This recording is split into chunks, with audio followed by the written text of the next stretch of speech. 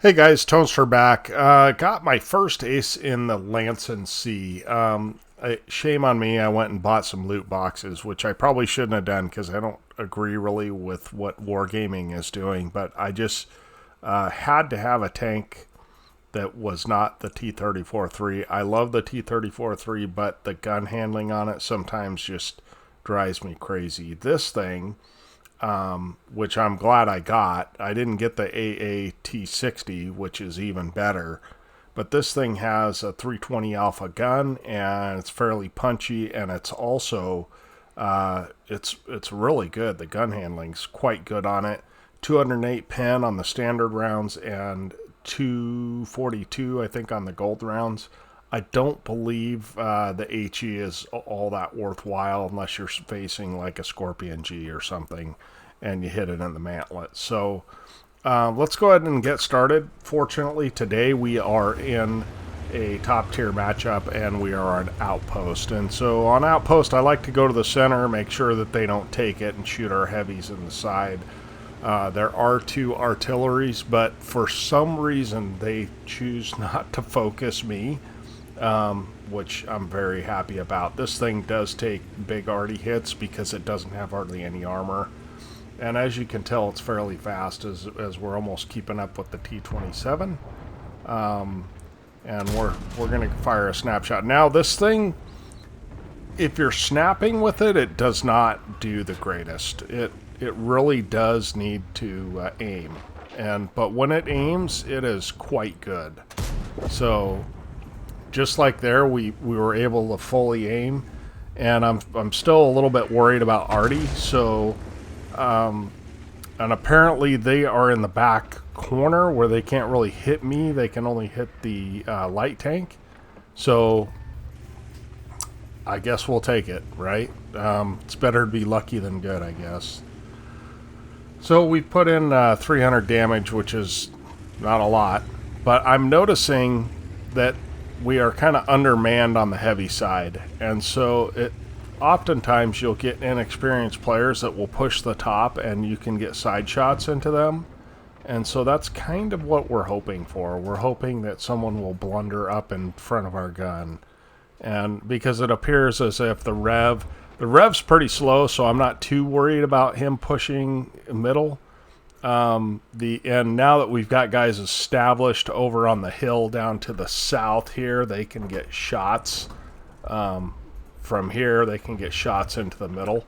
So I have a little less consternation about pulling away from that area. Now, notice we did not get spotted there. I believe that this might be a new player in the STRV 74. And unfortunately, he does not have the crew skills to be able to see me. Now, this thing is sneaky, too. I mean, that's just the fact of it. It is super sneaky. As we reload just in time to hit that FV 201. So I guess that's not a very good tank from what I hear.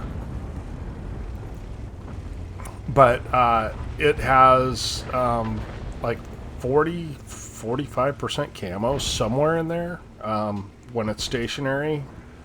And I think it's around 40. But you can use this thing as a light tank in a lot of cases. It's similar to a Barask in that regard.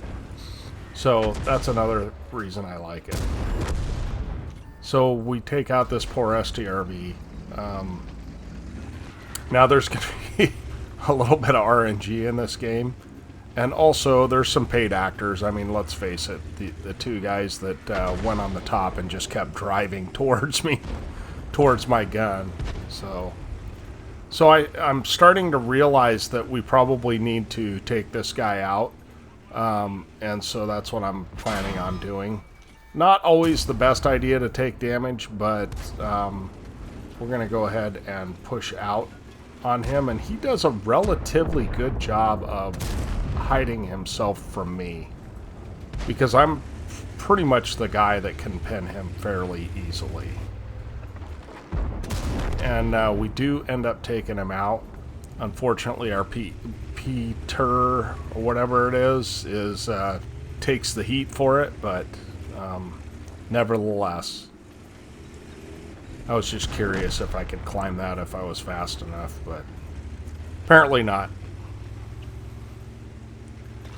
So the game is pretty well in hand, and we're just pushing up to see if we can get some more damage, basically.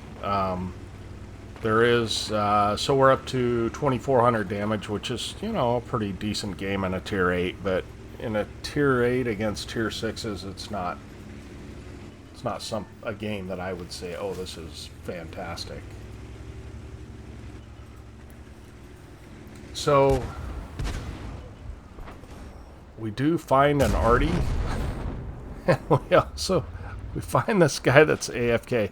This thing reloads in like 7 seconds, so it's got pretty good DPM. It is much more comfortable than like a T-34-3 or an M4 Rev.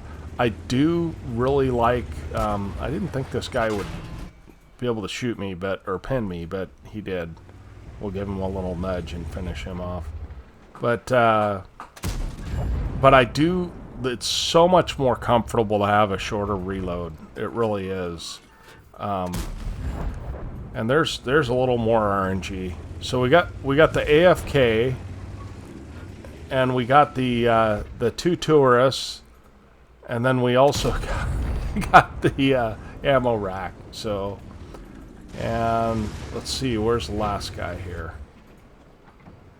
He is just hanging in there, trying to get some damage. I guess that's probably the best course at this point.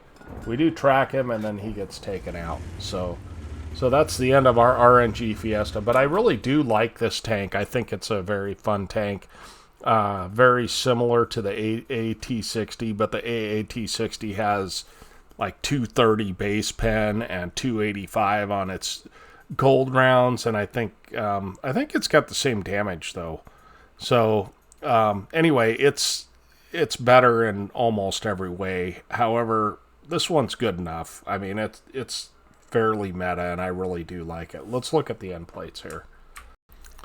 Well, here we are with the end plates. We did, in fact, get an ace tanker, 127,000 credits, 11,000 experience. I did hit 5 times on this, and 25 bonds for our high caliber and our top gun. I had to use watt record for this. Sometimes watt replays does not work for whatever reason, and we ended up with 7 kills, 4,583 damage, and 1,500 base XP on this game. So admittedly there was some luck there, but also some good play. Maybe 18 shots fired, 16 hits, 16 pens, and we didn't really do much spotting. We did 300 spotting, so close to 5K. But I really like this tank. It's a breath of fresh air. I have been playing the T-34-3 and the Mod 1, and both of those have horrible gun handling. And it's refreshing to play a tank that is not like that. So, hope you guys enjoyed. We hope to catch you next time. Tonester out.